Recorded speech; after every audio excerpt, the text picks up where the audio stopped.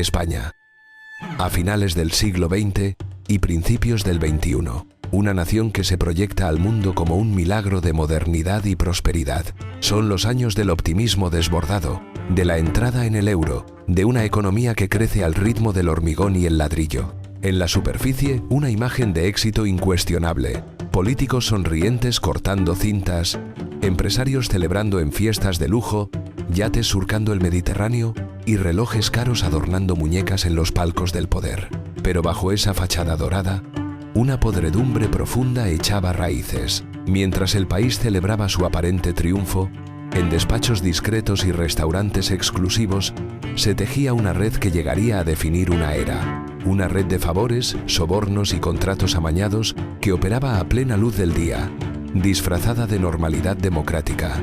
Esta es la crónica de cómo esa fachada se vino abajo. No con un estruendo repentino, sino con el goteo incesante de revelaciones, el trabajo silencioso de policías y fiscales y el frío procedimiento de la justicia. La crónica de cómo las imágenes de opulencia fueron reemplazadas por otras.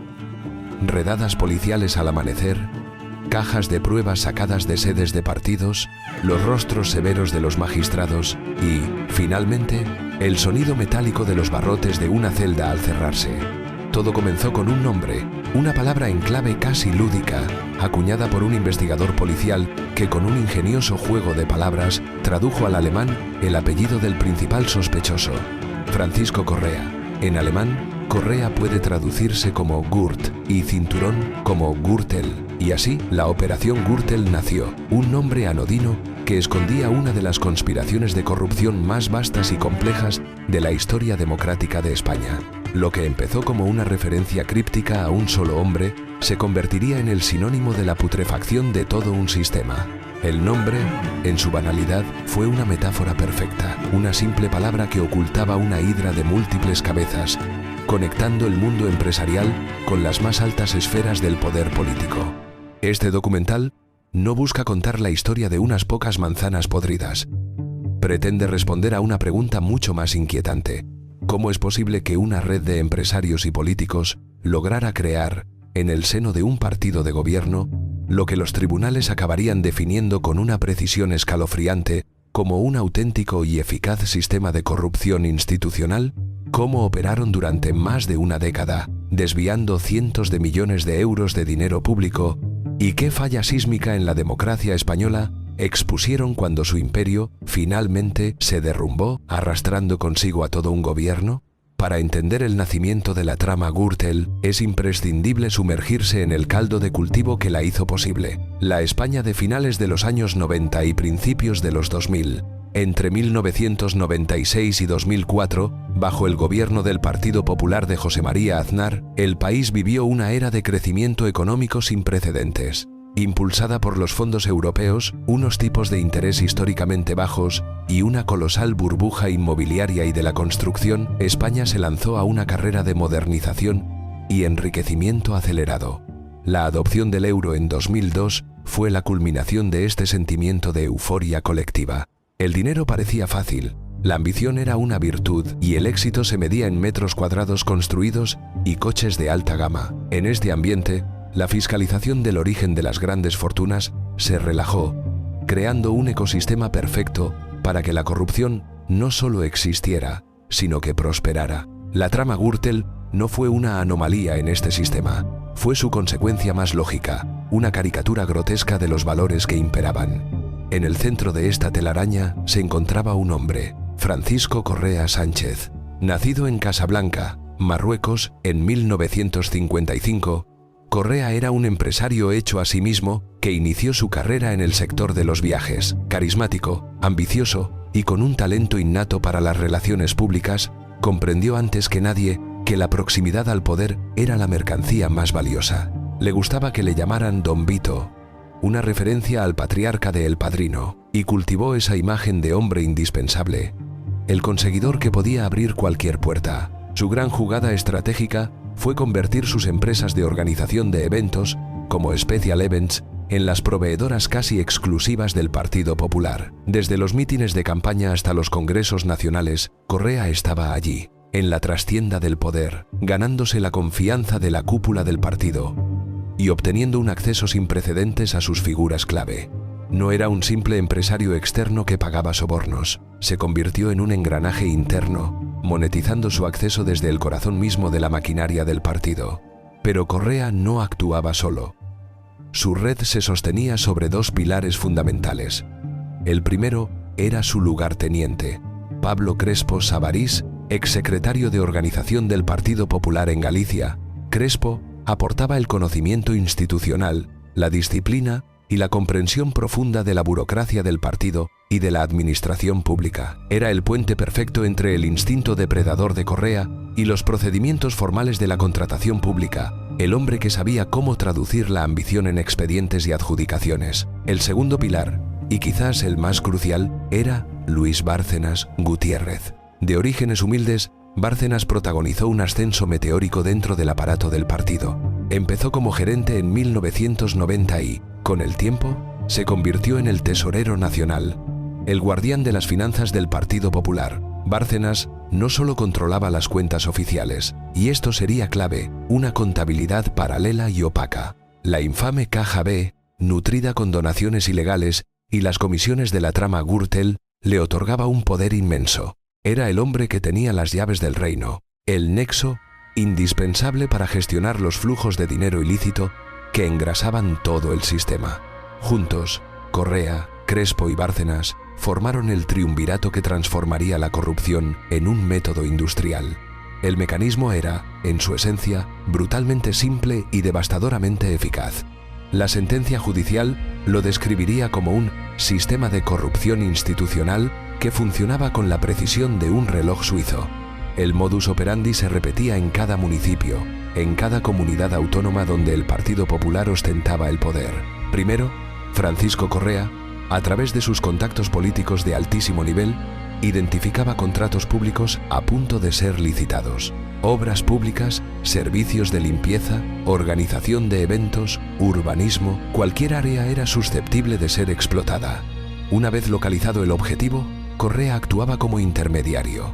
Se acercaba a empresarios interesados y les garantizaba la adjudicación a cambio de una comisión, que generalmente oscilaba entre el 2% y el 3% del valor total del contrato. Este dinero, una vez cobrado, se repartía. Una parte era para la organización de Correa y la otra se destinaba a sobornar a los alcaldes, concejales y funcionarios que desde dentro de la administración manipulaban los concursos para que ganara la empresa elegida.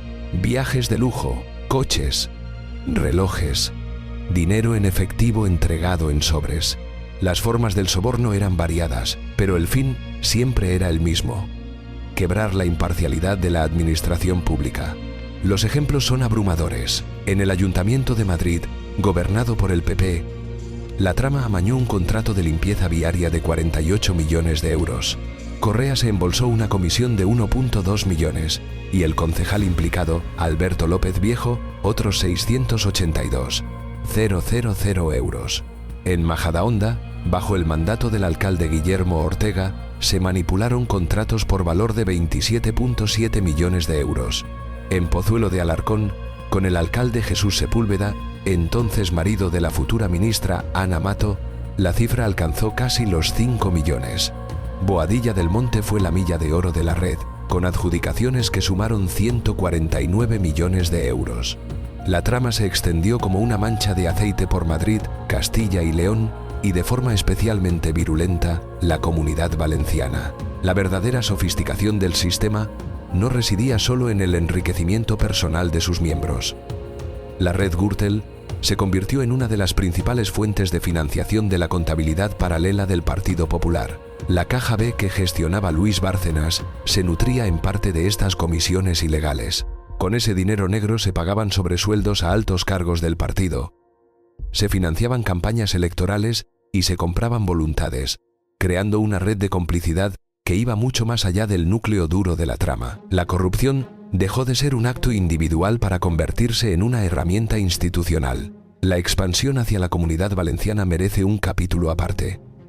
Allí, el hombre de Correa era Álvaro Pérez, más conocido como El Bigotes. Pérez forjó una estrechísima relación con el entonces presidente de la Generalitat, Francisco Camps.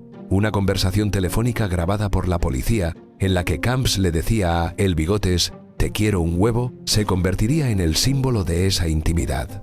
Bajo el paraguas de esta amistad, la red se infiltró en la administración valenciana, amañando contratos para grandes eventos como la Feria de Turismo, Fitur, y agasajando a altos cargos con regalos como trajes de lujo.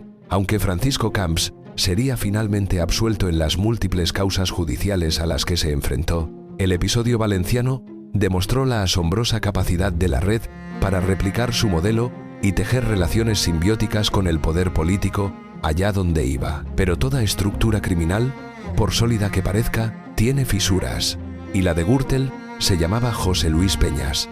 Concejal del Partido Popular en Majadahonda, Peñas fue inicialmente parte del engranaje. Sin embargo, en 2005, tras presenciar una conversación en un hotel de Madrid donde se hablaba de comisiones millonarias, su percepción cambió radicalmente. Sintiéndose utilizado y asqueado por la magnitud de la corrupción, tomó una decisión que cambiaría la historia de España. Compró una grabadora Olympus en el Corte Inglés y durante casi 2 años se dedicó a grabar en secreto cientos de horas de conversaciones con Francisco Correa y otros miembros de la trama. Fue una misión solitaria y de un riesgo extremo. Peñas fue repudiado por su partido, abandonado por amigos y parte de su familia, insultado y escupido por la calle. Pero perseveró. En sus cintas, Correa se jactaba de sus contactos, detallaba los sobornos, explicaba el funcionamiento de la Caja B y revelaba la extensión de sus tentáculos. Sin saberlo, estaba dictando su propia sentencia de muerte y la de todo su sistema. La mayor amenaza para la red no vino de un enemigo externo, sino de las contradicciones y la codicia que albergaba en su propio seno. Un hombre, armado solo con una pequeña grabadora, estaba a punto de hacerla estallar. En noviembre de 2007, José Luis Peñas cruzó el Rubicón. Con un CD que contenía 18 horas de grabaciones y una lista de implicados, se presentó ante la Unidad de Delincuencia Económica y Fiscal de la Policía Nacional. Durante más de un año, los investigadores trabajaron en secreto, tirando del hilo que Peñas les había entregado, uniendo las piezas del rompecabezas. El 6 de febrero de 2009, el entonces juez de la Audiencia Nacional, Baltasar Garzón, autorizó la explotación de la Operación Gürtel. El primer dominó había caído. Las detenciones de Francisco Correa, Pablo Crespo y otros miembros de la cúpula de la trama sacudieron los cimientos del poder político en España. La reacción inicial del Partido Popular fue de negación y contraataque, presentándose como víctima de una conspiración. Pero las evidencias eran abrumadoras. El diario El País comenzó a publicar las transcripciones de las grabaciones y la sociedad española asistió atónita a la revelación de una corrupción que superaba todo lo imaginable. Se iniciaba así un larguísimo y tortuoso camino judicial que se extendería durante casi una década. El clímax de esta saga no llegaría en una sala de interrogatorios, sino en una sala de vistas, 9 años después. El 24 de mayo de 2018, la Audiencia Nacional dictó sentencia para la primera gran pieza del caso, la conocida como Época Primero 1999 hasta 2005. El fallo fue un terremoto judicial y político de magnitud incalculable. Sus 700 folios no solo imponían durísimas penas de cárcel, sino que por primera vez un tribunal español redactaba el relato oficial y jurídicamente probado de la corrupción sistémica del Partido Popular. La sentencia era demoledora. Los magistrados confirmaron la existencia de un auténtico y eficaz sistema de corrupción institucional a través de mecanismos de manipulación de la contratación pública. Dieron por acreditada la existencia de una caja B o contabilidad extracontable en el seno del partido. El tribunal, además, puso en duda la credibilidad del testimonio que había prestado como testigo el entonces presidente del gobierno, Mariano Rajoy, calificándolo de poco verosímil. La sentencia transformó instantáneamente las acusaciones políticas en hechos probados por la justicia. La narrativa del Partido Popular, que durante años había negado la existencia de la Caja B, se hizo añicos. Para la oposición, liderada por el socialista Pedro Sánchez, la sentencia fue la prueba irrefutable de que Mariano Rajoy ya no tenía la autoridad moral para gobernar. Al día siguiente, el 25 de mayo, el Partido Socialista Obrero Español registró en el Congreso de los Diputados una moción de censura. Los días 31 de mayo y 1 de junio de 2018, España vivió unas jornadas parlamentarias de una tensión histórica. El debate fue agónico. Pedro Sánchez argumentó que la permanencia de Rajoy en el poder era lesiva para la democracia y que la sentencia de Gürtel exigía una respuesta política contundente. El gobierno se defendió alegando que la sentencia no era firme y que se trataba de una maniobra oportunista para llegar al poder sin pasar por las urnas. El destino de la moción y del gobierno quedó en manos de un puñado de votos, los del Partido Nacionalista Vasco. Tras horas de deliberaciones y negociaciones a puerta cerrada, el PNV anunció su apoyo a la moción, sellando la suerte de Rajoy. El 1 de junio de 2018, el Congreso de los Diputados aprobó la moción de censura por 180 votos a favor y 169 en contra. Por primera vez en la historia de la democracia española, un presidente del gobierno era destituido por el Parlamento. La onda expansiva de la trama Gürtel, nacida en los despachos de Correa una década antes, había llegado finalmente al Palacio de la Moncloa. Tras la caída del gobierno, las condenas, confirmadas y en algunos casos retocadas por el Tribunal Supremo, fueron implacables, dibujando un panorama desolador para los artífices de la trama. Lo que durante años había sido percibido como un rumor de pasillos, un secreto a voces entre empresarios y políticos, se convirtió finalmente en una sentencia firme. España asistió, entre el asombro y la indignación, a la caída de un imperio de favores, sobornos y corrupción institucionalizada. Francisco Correa, el Don Vito, que se creyó intocable, fue condenado a 51 años de prisión. Su lugarteniente político, Pablo Crespo, recibió una pena de 36 años y 8 meses. Luis Bárcenas, el tesorero que guardaba los secretos financieros del partido, fue sentenciado a 29 años y 1 mes de cárcel, y su esposa, Rosalía Iglesias, a 12 años y 11 meses. La cascada de condenas arrastró a políticos de primer nivel. El exalcalde de Majadahonda, Guillermo Ortega, fue condenado a 40 años y 3 meses. El exconsejero madrileño Alberto López Viejo, a 27 años y 10 meses. Incluso el delator, José Luis Peñas, el concejal que grabó durante meses las conversaciones que destaparon la trama, fue condenado a 4 años y 9 meses por su participación inicial en los hechos que él mismo ayudó a revelar. En total, 29 personas fueron condenadas en esta primera gran sentencia, un quién es quién de la corrupción política y empresarial de la España democrática. Pero la consecuencia más trascendental y novedosa de la sentencia no fue individual, sino colectiva. Por primera vez en la historia del país, un partido político, el Partido Popular, fue condenado como persona jurídica. La Audiencia Nacional lo declaró partícipe a título lucrativo del delito, al considerar probado que se había beneficiado económicamente de la trama. Se le impuso una multa de 245.492 euros, una cifra simbólica en comparación con las sumas que circularon por aquella red, pero de un peso político y moral incalculable. Fue un golpe histórico al corazón del sistema político español. La constatación judicial de que un partido había obtenido beneficios de un esquema de corrupción montado dentro de su propia estructura.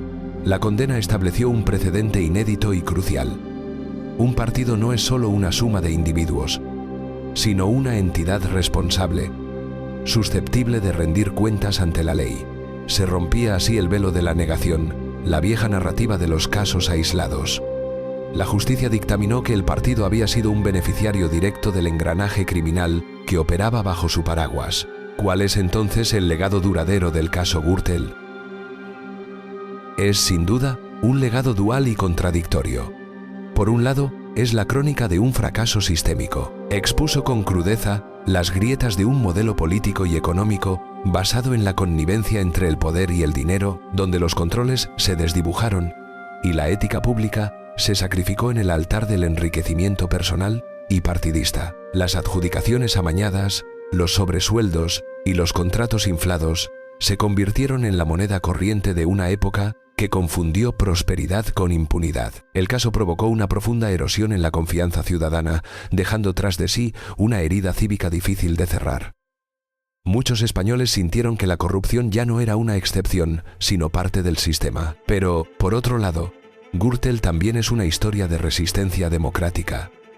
Que la valentía de un concejal con una grabadora, el trabajo silencioso de periodistas de investigación y la perseverancia de jueces y fiscales comprometidos pueden mover los cimientos del poder. La trama Gürtel se convirtió, paradójicamente, en el mejor ejemplo de que el Estado de Derecho, aunque tambaleante, puede prevalecer. En su caída, reveló la fuerza regeneradora de las instituciones cuando son defendidas por quienes creen en ellas. El sistema de corrupción institucional de Gürtel fue posible gracias a un contexto de euforia económica, laxitud normativa y una cultura política acostumbrada a la opacidad. Pero su caída demostró que los contrapesos de la democracia, una prensa libre, una ciudadanía vigilante y una justicia independiente, aún son capaces de frenar el abuso de poder. El legado de Gürtel es, por tanto, una advertencia y una esperanza. Una advertencia sobre la fragilidad de nuestras instituciones frente a la codicia y el conformismo. Y una esperanza de que, cuando todo parece podrido, todavía existen mecanismos capaces de restaurar la verdad y la justicia. La pregunta final, inevitable, permanece suspendida en el aire. ¿Aprendimos realmente la lección? ¿O simplemente cambiaron los nombres?